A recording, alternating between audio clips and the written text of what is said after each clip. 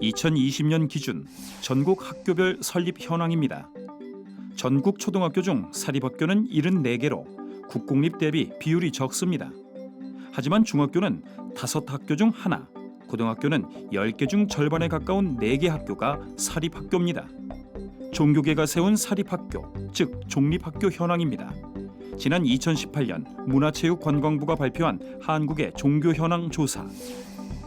조사에 따르면 기독교 학교는 468개로 전체 종립학교 중 65.2%를 기록했습니다.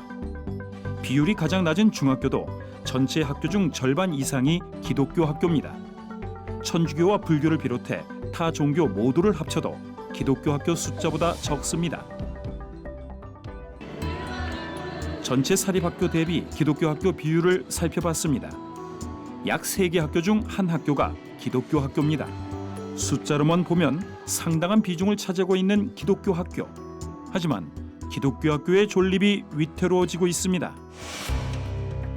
지난 2004년 당시 기독교 정신으로 건립된 대광고등학교에 재학 중이던 강의석 씨. 강 씨는 학교가 예배와 종교 교육을 강요했다며 시위에 나섭니다. 2005년 대광고를 졸업한 강의석 씨는 학교를 상대로 소송을 제기합니다. 재학 기간 종교 강요를 당했다는 이유입니다. 2010년 5년에 걸친 법적 공방 끝에 법원은 강 씨의 손을 들어줬습니다. 대법원은 피고가 원고에 사실상 종교 교육을 강요했다. 지속적인 원고의 반발에도 불구하고 원고를 교육에 참여시켰다라고 판단했습니다. 이 사건을 계기로 사립학교 종교교육 제재가 본격화됐습니다. 교육기관은 예배를 선택사항으로 기독교 교육을 타종교를 포함한 종교교육으로 제한했습니다. 2007년에는 종교교과를 다수 선택 과목 중 하나로 규정했고 2011년에는 종교와 생활 교과서를 통해 모든 종교를 배우도록 했습니다. 2015년에는 종교학 교육 과정을 개편해 종교 과목을 교양 영역 6개 중 하나로 넣었습니다. 2012년부터는 학생 인권 조례가 제정돼 전국 지자체에 적용됐습니다.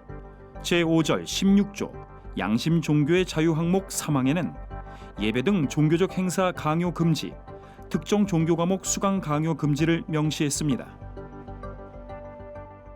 실제 현장은 어떻게 변했을까?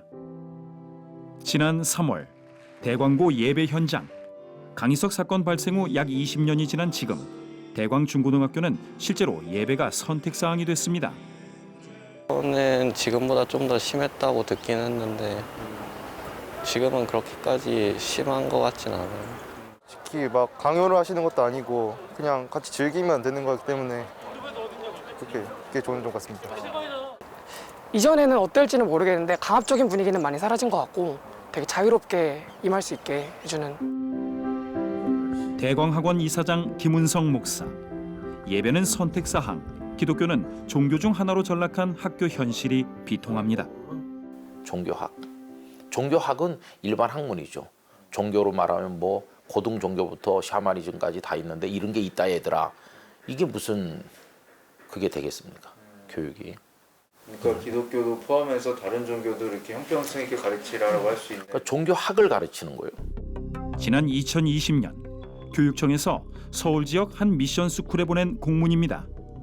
교원 신규 채용 시 최종 합격자 결정에 있어 신앙 관련 사항을 기재한 이유를 묻습니다. 또 복음주의 신앙인을 교원 자격으로 명시한 사유에 대한 답변. 기독교인 외 교원 채용 시 차별 또는 불이익을 시정할 계획이 있는지도 답변을 요청했습니다. 그분들에 대한 신앙이라든가 그분들의 사학에 대한 그 정신을 함께 동의하는가를 함께 알아야 됩니다. 근데 현재로서는 그게 어려운 상황이 되는 거죠. 왜냐하면 그분에 대해서 세례 증명서를 요청한다거나 그들의 신앙 고백이라든가 이런 것을 받을 수 없게끔 하고 있습니다. 교육청은 당시 명지고가 직업안정법 제2조 균등처우를 위반했다고 주장합니다. 우리 직업안정법에 제2조 균등처우 부분에서 누구든지 성별, 연령, 종교, 신체적 조건, 사회적 신분 또는 혼인 여부 등을 이유로 직업 소개 또는 직업 지도를 받거나 고용관계를 결정할 때 차별 이유를 받지 아니한다. 이런 조항이 있어요. 그래서 그 부분들이 우리 채용 절차에 관한 법률 매뉴얼, 채용 절차의 공정화에 관한 법률 업무 매뉴얼 고용노동부에서 나와 있는 그 부분에도 실려 있거든요. 타 학교 상황도 다르지 않습니다. 학교들은 종교 정체성 유지에 압박을 받고 있다고 입을 모았습니다. 또 저희들이 그냥 종교해서 기독교만 가르치는 것이 아니라 다양한 교육청에서 요구하는 그 종교 교육에 대해서 가르치고 있거든요. 그래서 이것은 공립학교에서도 가르칠 수 있는 내용들이거든요. 기독교 미션 스쿨을 할지라도 기독교 교육을 원하는 학생들에게만 시켜라. 교육청에서 그렇게 내려오는 거죠. 나는 뭐 기독교도 아니고 기독교도 싫은데 왜 의무적으로 내가 종교 수업을 해야 되냐, 또 예배를 드려야 되냐, 아무래도 민원이 들어가죠. 설립 정신을 위협받는 상황은 대학도 마찬가지입니다. 2015년 숭실대학교는 성소수자 영화 상영 대관 금지, 2017년 한동대학교는 성소수자 강연 불허를 결정했습니다. 기독교 정체성으로 설립된 학교 건학 이념에 위배된다는 이유입니다. 이에 국가인권위원회는 성소수자 인권 침해라며 시정을 권고했습니다. 한 대학교 관계자는 학내 예배와 수업까지도 인권과 차별을 이유로 압박받고 있다고 증언합니다. 종교 선택의 자유, 그리고 종교를 강제하고 있다라는 취지의 이제 제보를 한 거죠. 그래서 인권위에서 권고사항이 내려왔는데 어떤 권고사항이 내려왔냐면 체포를 대신할 만한 그런 과목을 개설하라.